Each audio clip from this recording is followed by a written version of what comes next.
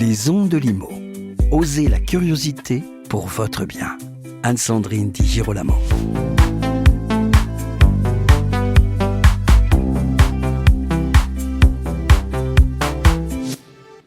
Mon invité, Hugues Perrinet-Marquet, est professeur émérite en droit privé de l'Université Panthéon-Assas, où il enseigne le droit de l'immobilier, le droit de la construction et le droit de l'urbanisme.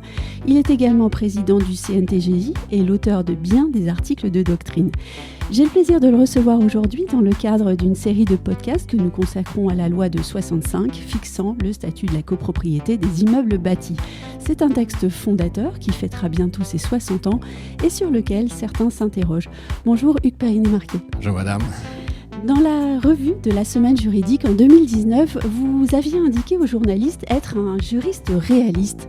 Appliqué au monde de la copropriété, qu'est-ce que cela veut dire que d'être un juriste réaliste ? Un juriste réaliste, c'est un juriste qui essaye toujours de partir du concret et d'arriver au concret. Oui. C'est-à-dire de voir à partir de quelles difficultés pratiques le droit peut venir donner des solutions et essayer d'avoir des solutions qui soient les plus pragmatiques possibles. Oui. C'est-à-dire que je ne suis pas un théoricien du droit, enfin du moins, c'est pas mon objectif premier. Et quand on parle du monde de la copropriété, c'est évidemment extrêmement important que de rester dans Absolument. d'être pratique. C'est un monde tout à fait pratique et pragmatique et il faut donc le prendre aussi. tel quel. Oui. Oui. Justement, si on évoque cette loi de 1965 dont je parlais dans l'introduction, 60 ans plus tard et aussi plusieurs dizaines de modifications du texte plus tard, quelle analyse faites-vous du texte dans sa version actuelle ? C'est très compliqué parce qu'en fait, on peut dire qu'on a gardé certains des fondamentaux de la loi de 65 et en même temps, on l'a profondément modifié sur un certain nombre de points. Alors tout d'abord, bien sûr, on a augmenté considérablement sa densité, oui. puisqu'on a multiplié, aujourd'hui ça doit être par 7 ou par 8, le nombre de lignes initiales du texte, qui n'est pas du tout négligeable. Et puis, en plus, on a changer quelques axes forts. Notamment, l'idée de départ, c'était que tous les copropriétaires devaient prendre le plus possible eux-mêmes toutes les décisions. Et aujourd'hui, on s'aperçoit que c'est quand même assez compliqué. Et donc, on a réduit progressivement, par exemple, les règles de majorité de plus en plus, ce qui fait que cet aspect, qui devait être un aspect communautaire de la gestion de l'immeuble, tend à s'effacer un peu plus. Mais alors, justement, l'idée de départ, c'était d'avoir un texte simple et clair sur lequel les praticiens pouvaient aussi s'appuyer pour faire leur travail de façon sereine, sécurisée aussi, et puis pour que les propriétaires, copropriétaires aient la main sur la chose, si je peux m'exprimer comme ça. Quel effort faudrait-il pour revenir à un texte plus simple et clair, et est-ce que c'est possible ensuite ? Vous savez, simplifier la loi, oui. C'est un petit peu comme remettre la pâte de dentifrice dans le tube. C'est aussi simple que ça. Donc, c'est à peu près impossible. Et sauf une volonté politique très forte.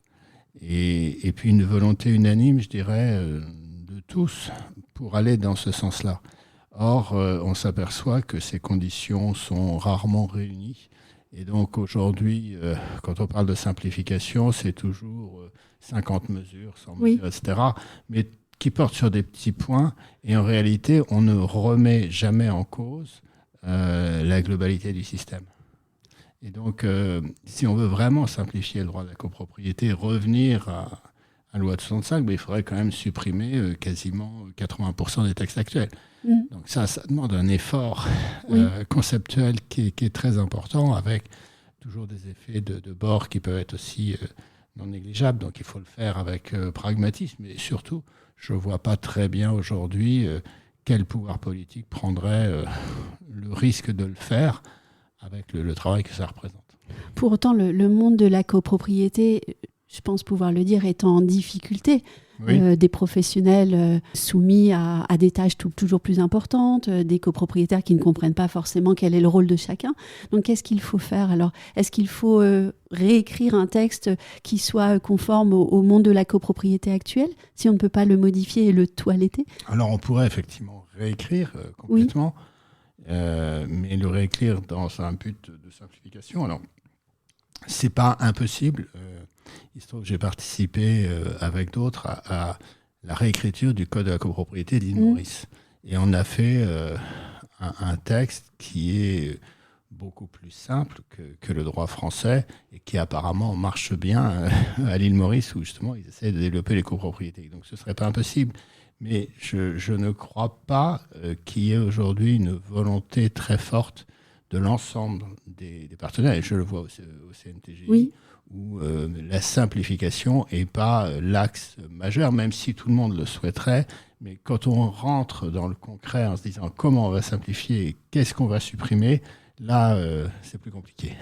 Alors, quelles sont alors les dispositions les plus problématiques en ce moment, selon vous ? Je ne crois pas qu'il y ait de dispositions qui soient plus problématiques que d'autres.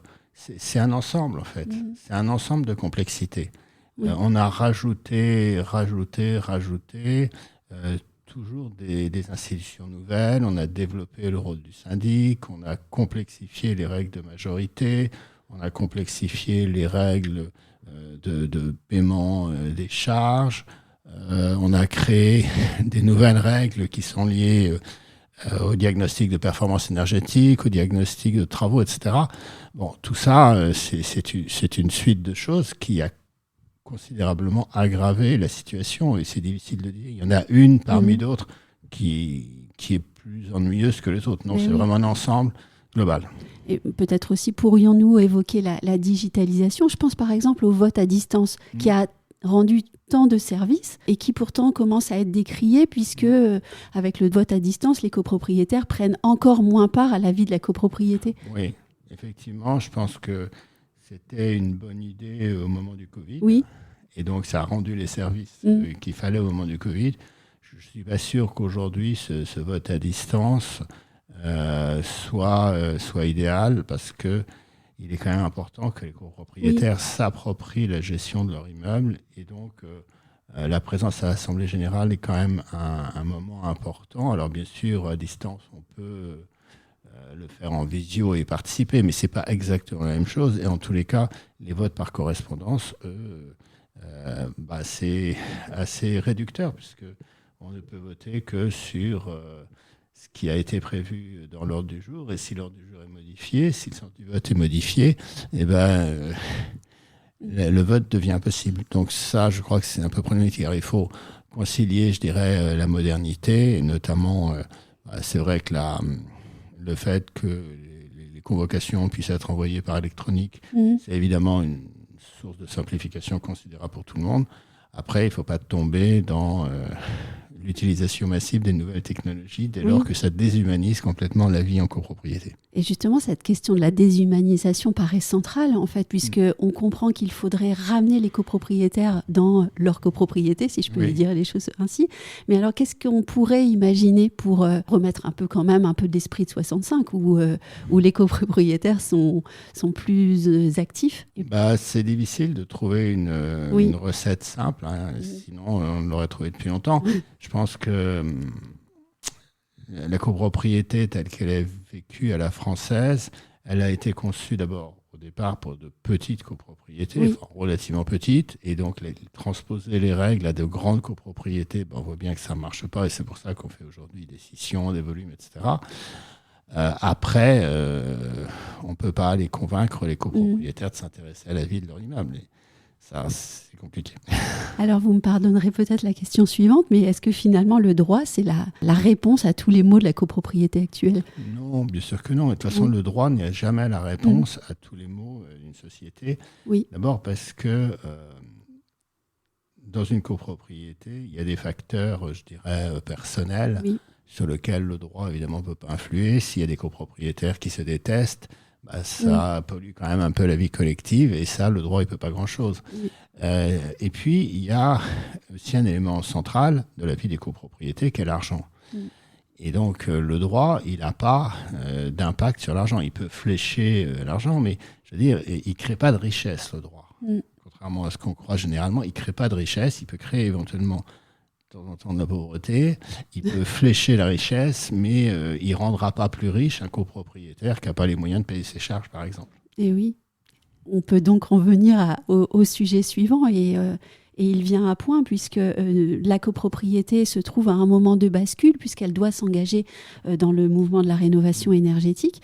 Alors, est-ce que le droit de la copropriété va pouvoir accompagner et sécuriser ce mouvement, peu ou prou ?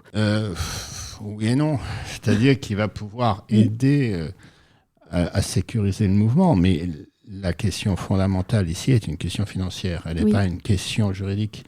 La question fondamentale, c'est combien coûte la rénovation énergétique et est-ce que les copropriétaires sont prêts à mettre cet argent et ils ont l'argent pour le faire. Donc, s'ils n'ont pas l'argent et qu'ils ne sont pas prêts à le faire, il est évident que ça pose quand même des questions redoutables parce qu'on va se retrouver avec des copropriétés qui vont être en difficulté ou qui n'auront pas de travaux et donc qui vont se retrouver en mauvais diagnostic.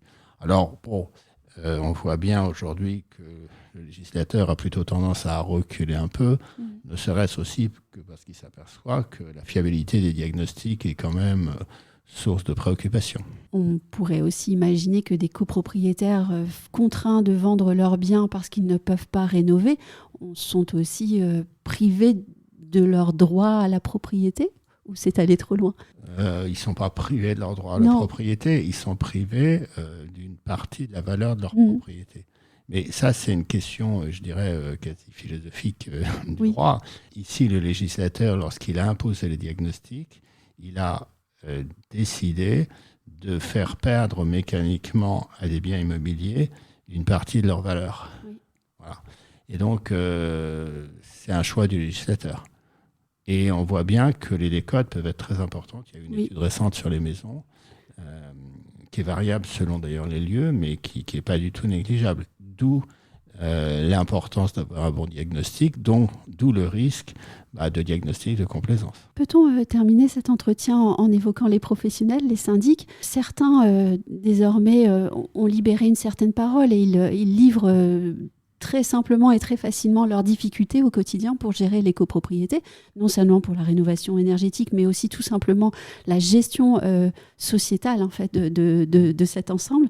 Certains, justement, forts de ces constats, demandent la création d'un ordre des syndics. Qu'en pensez-vous ? Et c'est une question qui est sur la table. Il y a donc une commission qui s'est réunie au CNH sous la présidence de M. Buzicazo là-dessus. Je ne sais pas quelles sont leurs conclusions. Est-ce que l'ordre sera la bonne réponse ? On peut se poser la question. Soit, ce qui est certain, c'est qu'il y a besoin, je crois, d'un organe, et les professionnels en sont conscients, de régulation des professions, parce qu'on voit quand même un certain nombre de choses qui peuvent être parfois préoccupantes, même si elles sont très minoritaires. Et donc, à partir de là, soit on renforce le rôle du CNTGI, et notamment la commission de contrôle qui devait être mise sur pied ne l'a jamais été pour des raisons diverses, soit, effectivement, on fait un pas de plus et on crée un ordre professionnel. Mais on parle, j'ai entendu parler qu'il pourrait y avoir un ordre professionnel pour les diagnostiqueurs.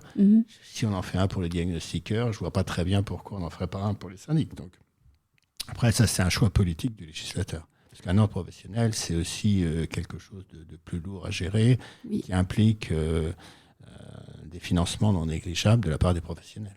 Avec l'avantage quand même de la discipline, mais par ailleurs aussi quelques désavantages, notamment vous le parliez, l'aspect financier, la gestion, et puis peut-être aussi ce fameux contrat de syndic, le fameux contrat tout sauf, où si on allait vers un ordre, certains disent que cela impliquerait une grille tarifaire beaucoup plus stricte. Je ne suis pas sûr que les deux soient complètement liés, parce que il y a bien des ordres où les honoraires sont relativement libres. Donc, c'est une de leurs craintes, en fait. Mais on le voit chez les avocats ou chez les experts comptables. Oui, mais justement, chez les avocats, les honoraires sont libres. C'est pas les mêmes dans certains cabinets parisiens et des avocats de province. Et l'ordre vérifie simplement que les honoraires sont pas excessifs, mais pas excessifs, non pas d'un point de vue égal pour tous. C'est aussi par rapport au type de cabinet, au type de prestation, etc. Donc on peut très bien concilier, je crois, les deux. C'est pas pour moi le souci principal. Non, je crois que le souci principal, c'est faire marcher cet ordre professionnel. Est-ce que les pouvoirs publics seront d'accord pour avoir une structure de plus à gérer et animer? Et puis, de ce fait aussi, la loi Hoguet qui sera peut-être amenée à évoluer, ce qui est quand même un immense projet, peut-être même plus important encore que celui de modifier la loi de 65. Oui.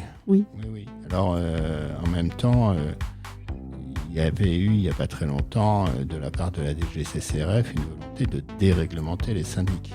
Donc, comment concilier une volonté de déréglementer et les mettre dans un ordre? Ça, c'est quand même aussi une question qu'il faudra trancher, mais ça, c'est le pouvoir politique qui la tranchera.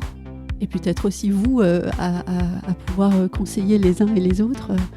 Écoutez, beaucoup de travail. Le pouvoir politique prend seul ses décisions, alors il écoute les avis, effectivement, mais c'est lui qui décide. Oui, bien sûr. C'est le moment de terminer cet entretien. Je vous remercie d'être venu au micro pour partager votre connaissance de ce texte et aussi de l'environnement de copropriété. Et puis à vous qui nous écoutez, j'espère que ce podcast vous a plu. Si tel est le cas, n'hésitez pas à le partager avec votre entourage. Et on se dit à très vite pour un nouvel épisode.